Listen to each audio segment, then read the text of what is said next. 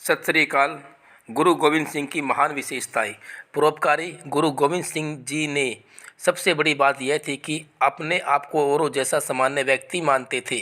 गुरु गोविंद सिंह जी के बारे में लिखना मुश्किल है, क्योंकि साहिब कलाम बादशाह दरवेश गुरु गोविंद सिंह जैसा न तो कोई हुआ है और न कोई होगा।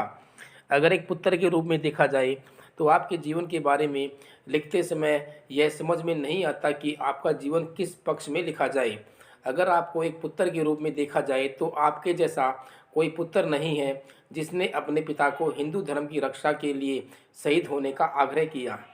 अगर आपको पिता के रूप में देखा जाए तो अगर आपको पिता के रूप में देखे तो आपके जैसा महान पिता कोई नहीं है जिन्होंने खुद अपने बेटों को शस्त्र दिए और कहा कि जाओ मैदान में दुश्मन का सामना करो और शहीदी जाम को पियो।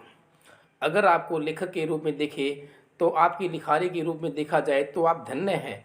आपका दशम ग्रंथ, आपकी भाषा, आपकी इतनी ऊंची सोच को समझ पाना आम बात नहीं है। अगर आपको त्यागी के रूप में देखा जाए तो अगर एक त्यागी के रूप में आपको देखा जाए तो आपने आनंदपुर की सुख छोड़, माँ की ममता, पिता का साया, बच्चों के मोह को आसानी से धर्म की रक्षा के लिए त्याग दिया। अगर गुरु के रूप में देखा जाए तो आपके जैसा कोई गुरु भी कोई नहीं है जिसने अपने को सिखों के चरणों में बैठकर अमृत की दात मंगाई और वचन किया कि मैं आपका सेवक हूँ, जो हुक्म दोगे मंजूर करूँगा। समय आने पर आपने सिखों के हुक्म की पालना भी की। आपने अपने जीवन का हर पल परोपकार में व्यतीत किया।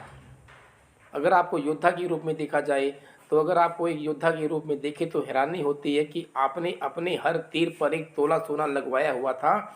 जब इस सोने का कारण आपसे सिखों से पूछा कि मरते तो इससे दुश्मन होते हैं, फिर ये सोना क्यों? तो आपका उत्तर था कि मेरा कोई दुश्मन नहीं है, मेरी लड़ाई जालिम के जुल्म के खिलाफ है। इन तीरों से जो कोई घायल होंगे वो इस सोने की मदद से अपना इलाज करवाकर अच्छा जीवन व्यतीत करेंगे। अगर उनकी मौत हो गई तो उनका अंतिम संस्कार हो सके।